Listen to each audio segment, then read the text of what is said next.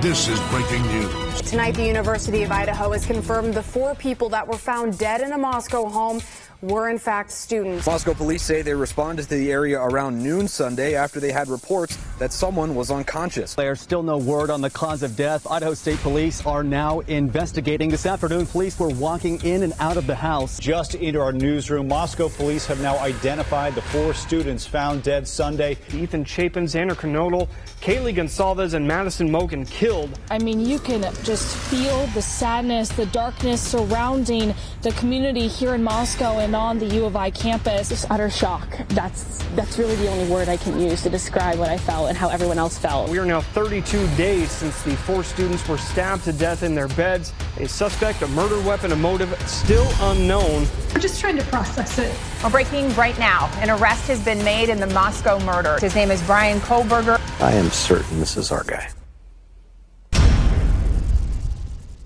Hi, everyone. I'm Sean Owsley, and this podcast is reflecting on the last 2.5 years of a crime that really altered our region, our community as a whole, affected so many lives, none more than the families of the 4 University of Idaho victims, and then, of course, the stunning turn of events recently with the plea deal by Bryan Kohberger.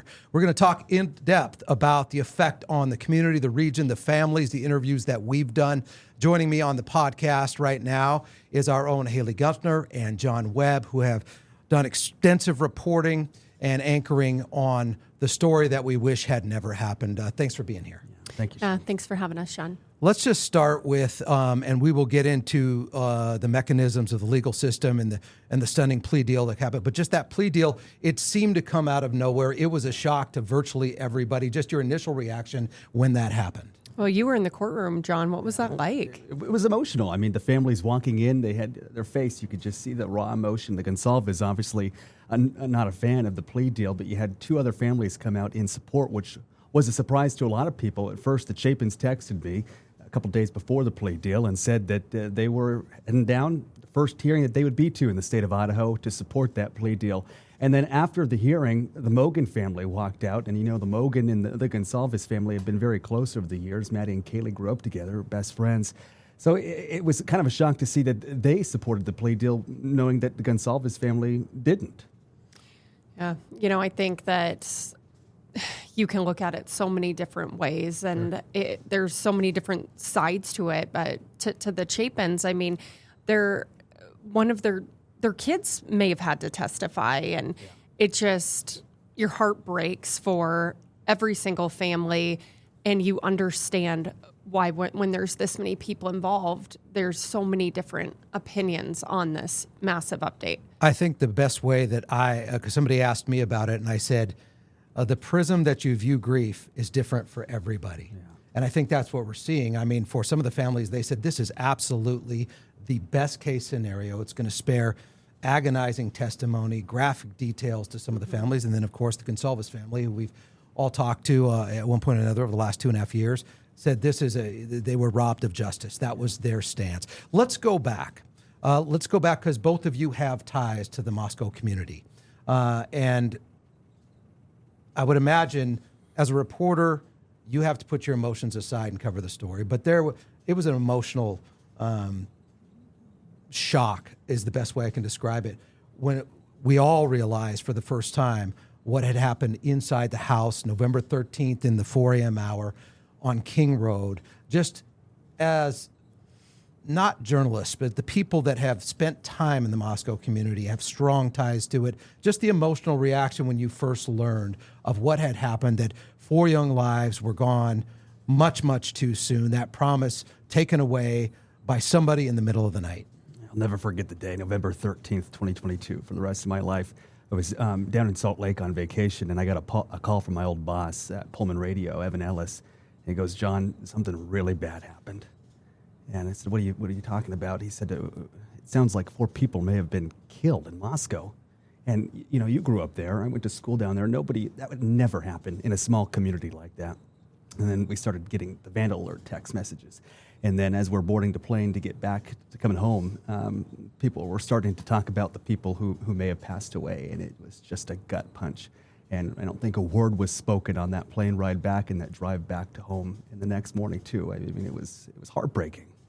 Yeah. Moscow is one of the sweetest communities. It's tight-knit. It's safe.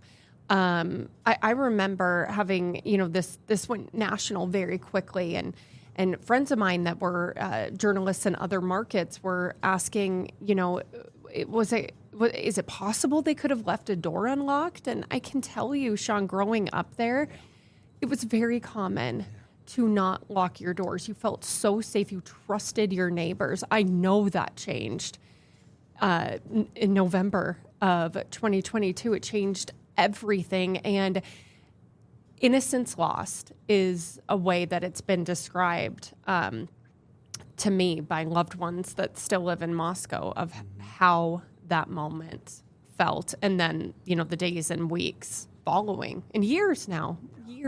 It's years. And I think it's one of those pivot points in the timeline of Moscow that you can get back to some semblance of normal, but it will never be the same. That is always going to be part of the history. Doesn't mean you can't come out of it. And there were so many times where the community rallied and held a vigil, and we saw the love pour out. And there was that other side of it. But this was a horrific crime for young people just starting to find their path in life. And I remember anchoring down there, I believe it was on the Monday. John, you were down there reporting.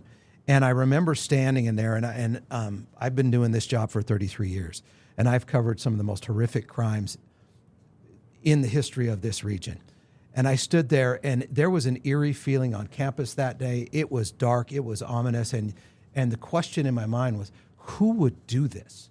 Yeah. That's what stood out to me, and I remember thinking that. And like I said, I've been through a number of really graphic situations professionally, but it was one where it just was like there was this pit in my stomach. It was terror. Terror. It was yeah. a great, yeah, and it was. And like, they're going to find this guy in the middle of the night. And the safety that you mentioned in the Moscow community, those things stood out to me. As we moved forward and they started searching for the suspect, obviously there were news conferences with the police chief, and even the most hardened detectives, you could see it if you just looked at their face. This was different.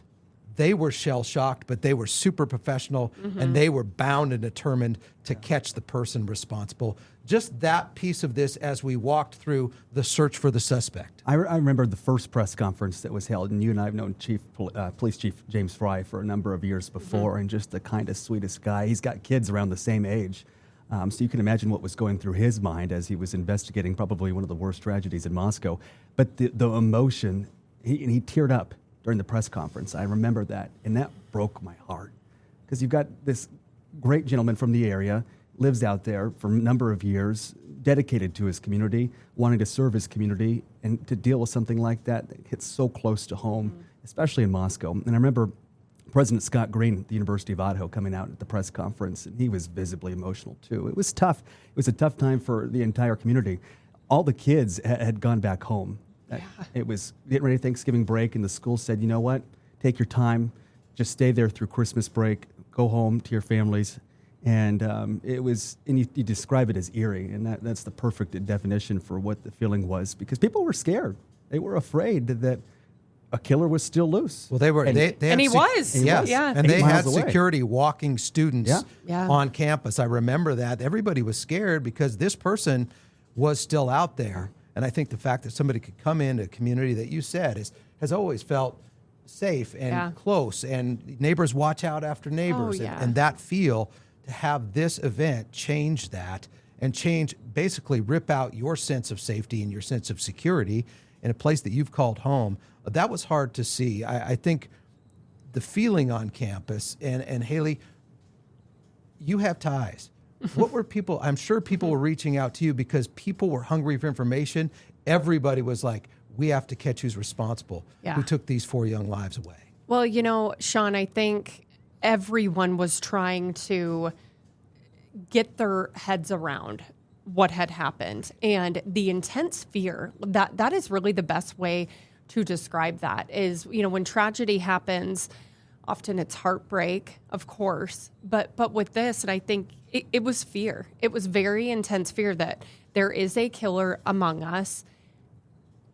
and it made just people all over the region very tense and not sure who to trust. I think that the Moscow Police Department, they were thrust into the national spotlight, and they represented the Moscow community so well. They did. And, they really put everything they had and more into this case and into trying to get justice. And we really had no idea what was going on behind the scenes until we look back now, and it's like, whoa. Yes. Whoa. But to go back to the fear part, the station had I was down there for almost 3 months covering this story, and they were putting me up in a hotel, and it got to the point where I didn't even want to stay in the hotel anymore by myself. Out of fear? Out of fear. Absolutely.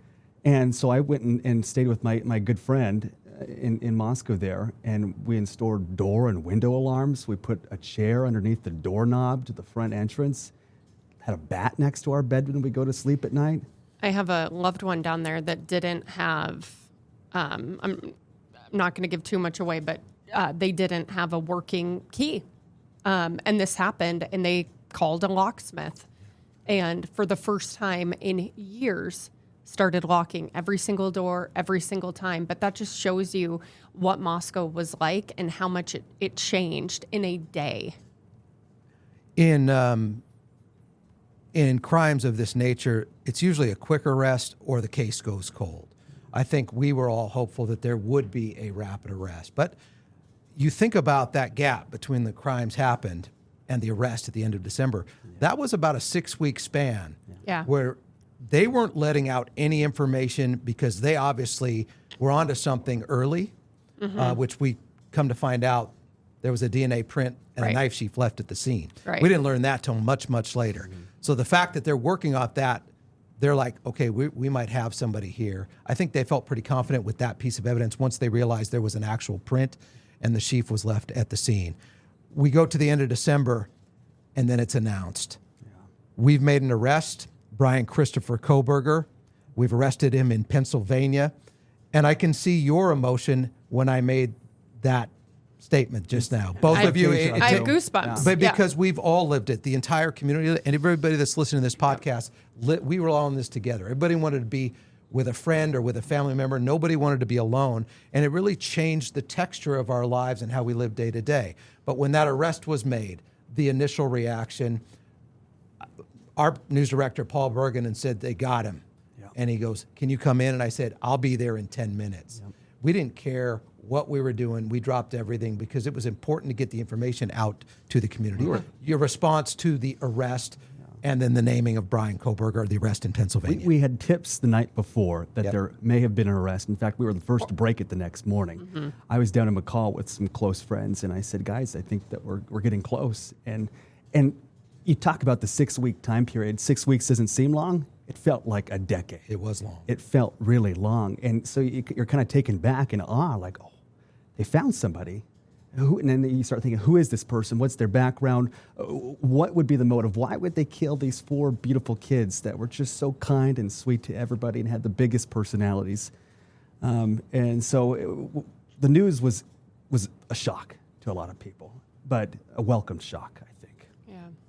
I think it speaks to the incredible work and tenacity of the law enforcement involved in this case. I mean, they worked around the clock. Moscow police, there was help at the state level, the federal level. I mean, this was an all hands on deck to get this killer. And their incredible work on this did not go unnoticed. Well, I think you could definitely tell there's a mindset. We will not be denied. We are going to capture the person responsible. We're going to get him. Yeah. And that was the only thing that they were thinking. They were honed in on finding this person. They obviously staked out his parents' home in Pennsylvania, got a Q-tip, which helped lead to a DNA profile, which helped lead to the arrest of Bryan Kohberger in Pennsylvania and then extradited back to Latah County. The forensic work is incredible there. Yeah. And we should highlight the investigators and really the Moscow community as a whole. There's no roadmap for something like this. There's no textbook to follow. And I think we saw the worst of humanity in the crime and what Bryan Kohberger did. And we saw some of the best in humanity in law enforcement investigators and the Moscow community and the leaders of the University of Idaho. And that is always an interesting contrast for me. No matter how horrific a situation, there are people out there that do good, that want to do good, that want to make where we live better. Yeah, find the helpers. Well, and Sean, the community was critical in helping with identifying the suspect vehicle too. That was a critical piece of this, and that's surveillance video. I remember Chief Fry asking the community, comb through your home surveillance, your security, yes, anything like that could help, and it did.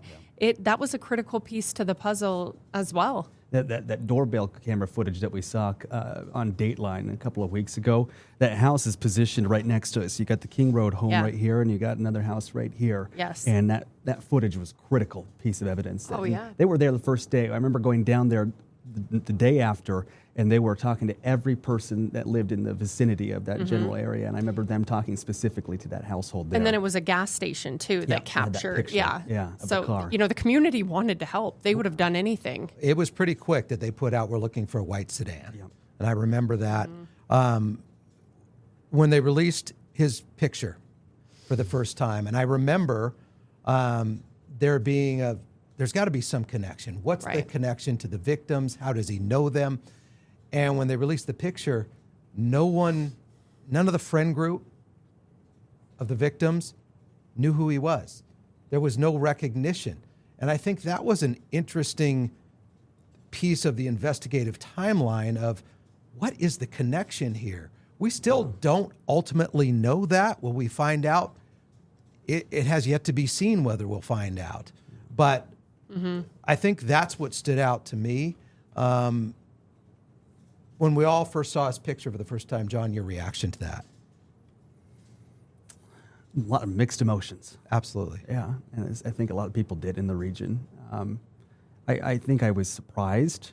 I was envisioning, something more evil. And to me, to see how young Bryan Kohberger was, they're kind of in the same age demographic. They were in the 20s. Why would somebody ever want to do that? Yeah. And I don't think that they knew the impact that this would have for years and years to come across the inland Northwest, across the country, across the world. I mean, people message constantly about this case to all the families, to us. People have been covering it for a number of years now. But I remember the heartbreak, and it was widespread. And then we started getting, pieces like these, like the Vandal Strong bracelets. Right. And then we started to see those little pieces of good here and there. We held a connection. The Healing Garden. The Healing Garden, all the money being raised for that. And it's a way to honor not only the 4 Idaho murder victims, but every student that's lost at the University of Idaho, which I think is very special. I think the hardest part for me, not only just the impact of the community and the fear that I saw in Moscow. I had been going down to Moscow since I was a sports reporter, going to the Kibbe Dome and shooting highlights of the Vandals. And there was a change. There was a shift. There was a fear, as you guys outlined. He's extradited back to Lake Talk County. First appearance, we all covered that. For me, my mind consistently stayed with the families. Yeah. And we talked about, they all look at this through a different lens. I remember the first time I went out and I sat down with the Goncalves family in their room, and they have a huge picture of Kaylee up behind. And I just talked to them, and I say, we support you. We are so sorry. And just the pain and the anguish of parents. I mean, I'm a parent. You're a parent. John, I know you're going to be a great parent. But it's when you look it through a parental lens, our job is to keep our kids safe. Yeah. And I saw that on their faces, that this is permanent. It's irreparable. You can't change this. Nothing is ever going to bring my child back. And they sat there, and I found them to be raw and courageous and brave and emotional and angry and the entire gamut of emotions that you would imagine when a parent loses a child. But they were also fiercely stuck on getting justice for not just their daughter, but all 4 young lives that were lost. Your interactions with the families, the Chapin family, I know the Goncalves family we've talked to, just because I think it's important as we talk about the Idaho murders, has there been justice for the victims? And that is going to be a question that's not going to be answered in short term.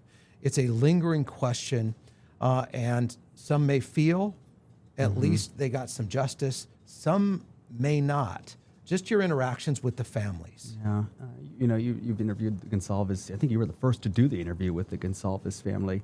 I did a lot of work with the Chapin family, Jim and Stacy, and just incredible people. Great the people. way they've handled tragedy is inspirational. And they say you got to find a small positive every day, whether that be a flower that's growing in a crack in a sidewalk, and that's what gives them hope. That's what gives them a sense of peace in a way. And Stacy's said for forever that they can't change the outcome. There's nothing they can do to bring Ethan back. And so their mission now is to fight for justice, to remember who Ethan was as a person. They founded a great foundation, the Ethan Smile Foundation, giving out scholarships, over a dozen last year, to students who want to go to school in Ethan's memory, which I think is a special way to remember the victims. Yeah. You got the tulips, you've got the sweatshirts, and they're branching out to North Idaho now. They have a place up at Priest Lake where they're starting to sell some of that stuff, because they're from the west side of Washington. But for me, it was very touching each time that I talked to Stacy and Jim, whether that be on the phone, whether it be on an interview, just how level-headed they are and how strong they are. I think gave a lot of courage to a lot of people who were close to these victims. Yeah. I think that especially as we do move forward to the sentencing part of all of this, Sean, that it's important to remember these 4 kids for how they lived and not just how they died.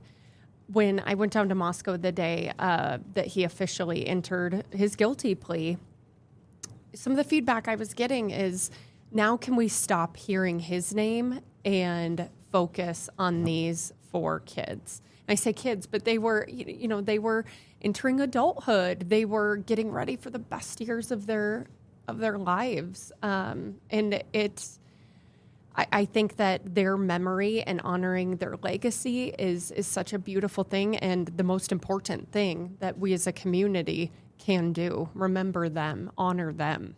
Hayley, let me follow up just on the family question. What stood out to me was there was a resolute strength, a search for justice. There was a class, a resiliency and integrity in the most horrific and unimaginable situation you can ever have as a parent. Is that what stood out to you when you were doing those interviews? Because those are, we do them as a conduit of information on what is happening.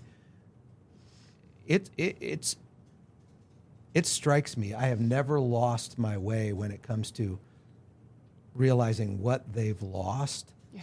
And I go in adamant to show as much respect as I can to them. And that is always the way I approach it. Just your take on how they've handle this and process this, because we said it's been so different for everybody. I mean, the grief has to be all-consuming, overwhelming, and then not only to be dealing with the worst of the worst, but on a global stage. Like, that's where my heart just, it breaks for them every day. I did go to the Goncalves' home, I believe it was the Tuesday night, and what I will never forget is her sister. Her sister's absolute passion for getting some answers, getting, of course, justice for her little sister, but she just was, looking at phone records, finding that grub truck, the video of Kaylee and Maddie, but she was a bulldog for her sister, and I will always remember that. Steve and Christy, like, my heart just, it breaks for them, but Kaylee had, I believe, 4 siblings. So, this is a big, big family now with a big hole. And just seeing their house was, it was packed on that Tuesday with so many loved ones and friends. And they clearly have such a good support system, and they've needed it. Yeah. What they've gone through is every parent's worst nightmare. I was out to their home twice. The second time,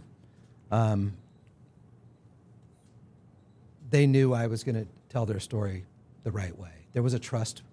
And I remember Christy sharing with me, people had sent them incredible long handwritten letters, really a throwback to a time that we grew up in.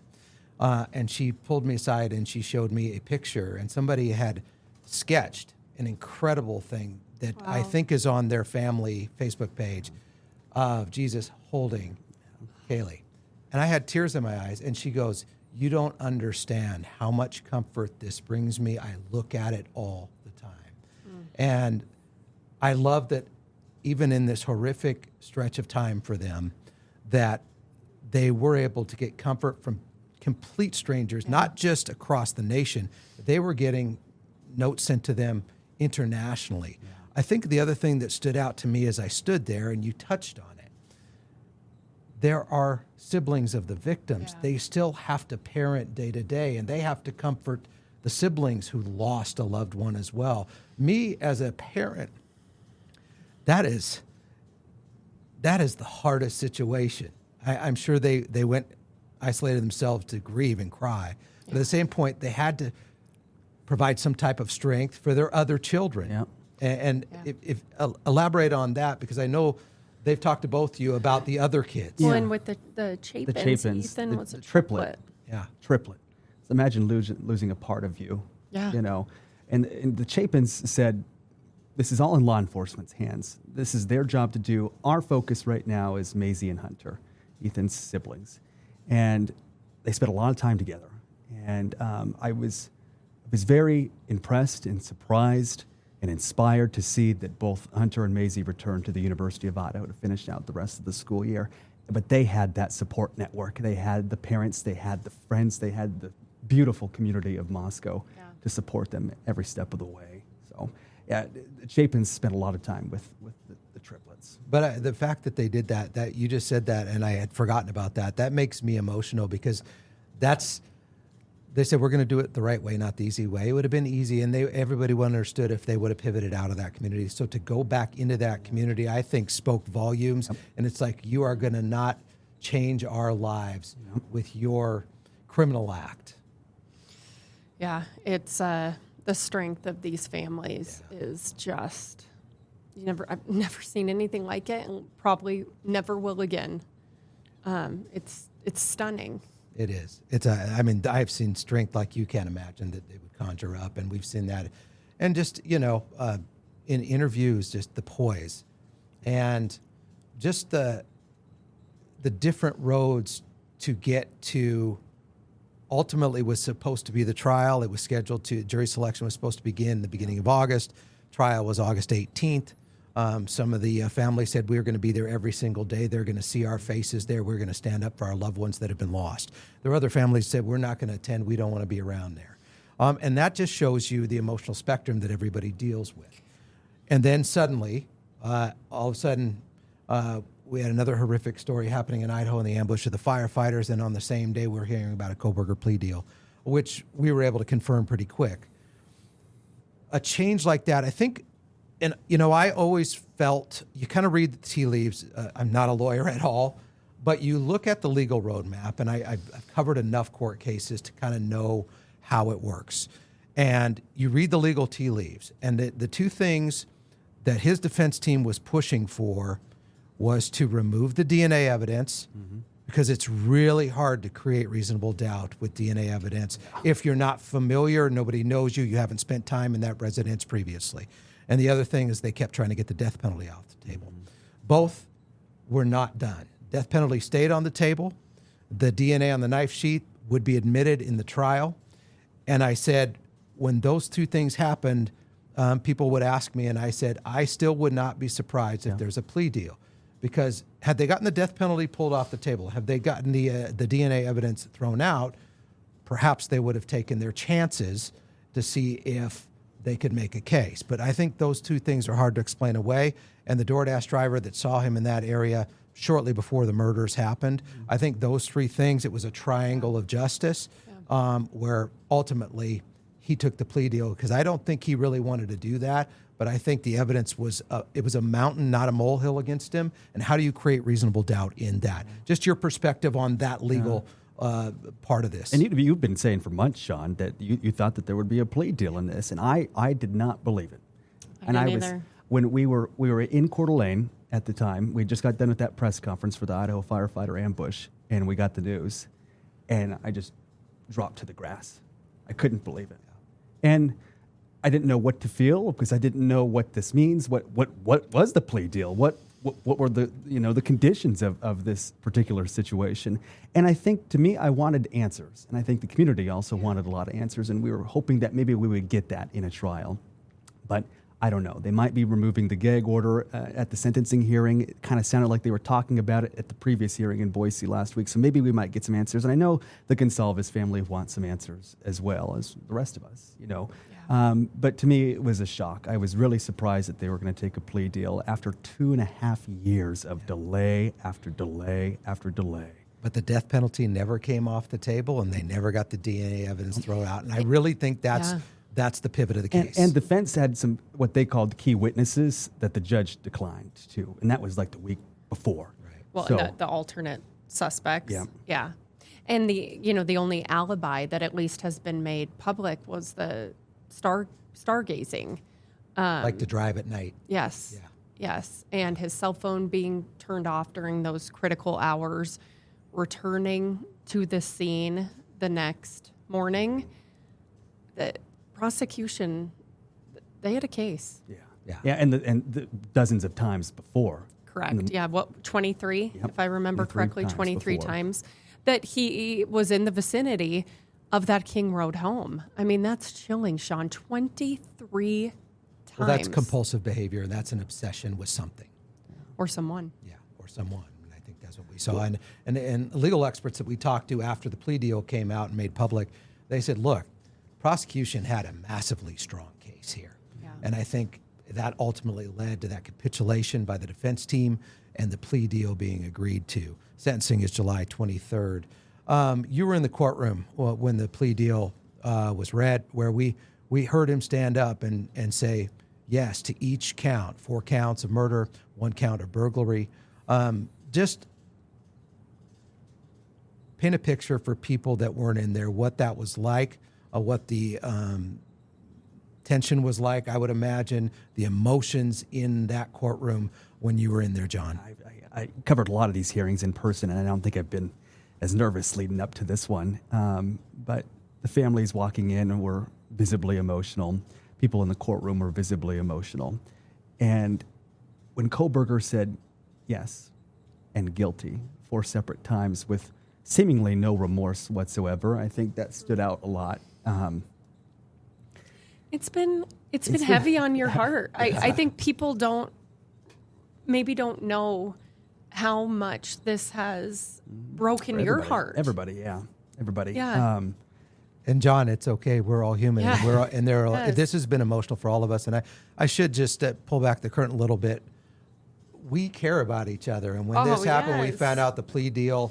We were texting, and I immediately, because I know John, and I have big aspirations for John as a journalist, but I knew how emotional it's been, and I stopped what I was doing that day, and I called you, and I said, hey, are you okay? And we talked a little bit, and it's been hard for everybody, no matter which way you come at this. So don't. This it's wasn't okay just to be a story emotional, for you. John, because we know how close this has been to you. Yeah. It's we both lived in the area, King Road. You lived in apartments right behind. I lived 2 houses down from them.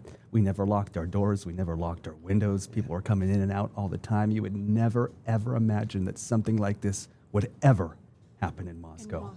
In Moscow. Some of the families said this feels like justice to them. Others, the Goncalves family specifically, they're trying to come to grips with this. And then, I was off on the 4th of July weekend. I was out of town. I got a text from Christy and said, hey, there's somebody just posting some really nasty stuff on the KHQ Facebook page. Can you get that pulled down? I said, give me about 1 minute. Yes, I'll get that. I called in. We pulled it down. So there are so many things that they deal with that we're not even thinking of. Here's what my takeaway is. We are going to remember the victims. And we are going to remember the families. And we're going to support them for the rest of our lives. And we're going to highlight the first responders and the investigators that did such incredible work. And really, it felt long, that 6-week period before an arrest, but ultimately, this was pretty swift justice to get a prime suspect. The fact that he acted alone, the fact that he took 4 young lives, it's a lot to grasp and try and comprehend. And the families are going to process this at their own speed.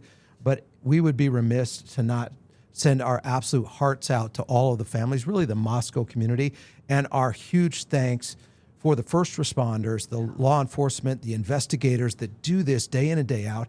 And most of them, if you've met them, they want no publicity to do the job because it's their passion and they love the job, and they've really served this community well. I think all of those things need to be brought together and highlighted there. And we are going to remember the 4 victims here.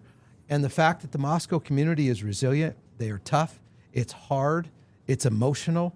But I just want to give you guys the opportunity to, maybe not as journalists, but just as people that have been affected by this story, your summation of where we're at. That's mine, and that's where I want to keep my focus on the families, the victims, and the Moscow community, and really the investigators that did great work to at least bring somebody into a courtroom and hold them responsible for a horrific crime. I think when July 23rd hits and he's sentenced, I don't want to hear his name ever again. Yeah. I could care less. The focus now is the 4 beautiful kids that were lost and the lives that they had in front of them and the lives that they had behind them and all of the people that they touched. I knew Ethan and Xana, and they knew everybody. I mean, it was incredible. And just the brightest souls. What were they like? Yeah. Funny. So funny. Yeah, and just super outgoing, and they just loved everything about life. And I talked to Stacy a lot, and they're going to get married one day, and they're going to have beautiful kids, and they're going to be just like them. But they were so proud to be a Vandal, as is everybody. Yeah. And that place will always hold a special place in my heart and in many people's hearts.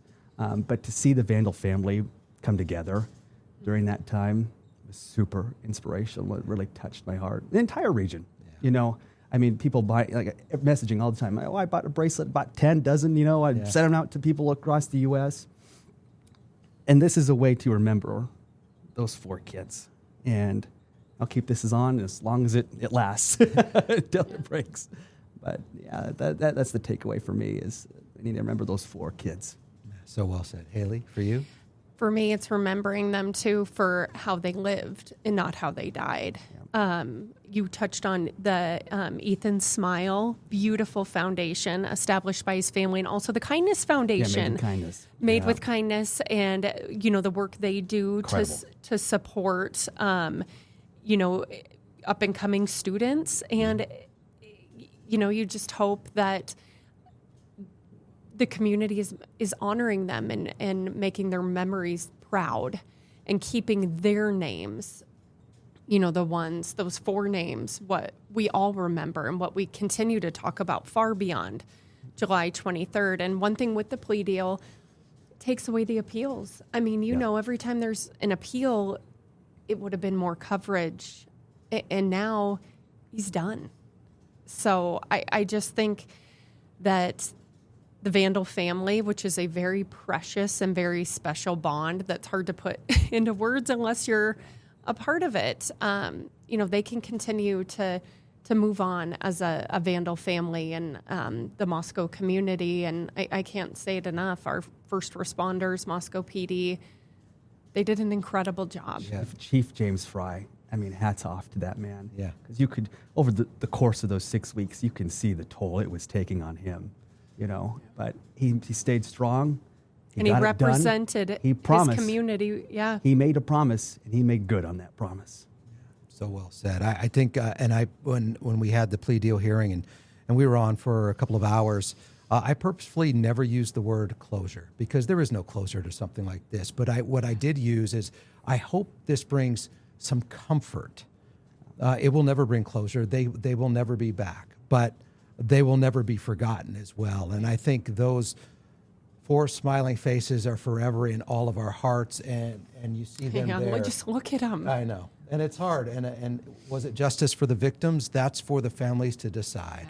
Yeah. But the bottom line is Hayley and John, I appreciate you just being real and authentic and sharing behind the scenes, because this has been an emotional story for everybody in this community. It's been for all of us, and our hearts go out to the families of the victims. It goes out to the Moscow community and really this entire region as a whole, as it's a long road to healing. But again, I'm going to leave with the thought that hopefully there is some comfort in whatever way they interpret it for each and every one of those family members. So thank you for sharing your perspective on something that we wished had never happened, but it did. But we also saw some tremendous support from the community, some tremendous and dogged work by the investigators, and really an embrace as a whole of the Moscow and the Vandal community. Yeah, I hope anyone touched by this too will maybe consider making a donation to either of those organizations. Great foundations. Yes. And we have plenty of information on both those foundations on our website. We could link maybe maybe on the ways for podcast, people to get involved. And let me just say, John, we're a little older than you, and I know how hard this has been on you, and we're available by phone or text for years to come, whatever you need. Thank you. Okay, bud? Friend, appreciate it. All right, John Webb, Hayley Guenthner, thanks for being here. And thanks to all of you, and just to the Moscow community, we love you, and hopefully each day you find a little comfort, and never forget the victims.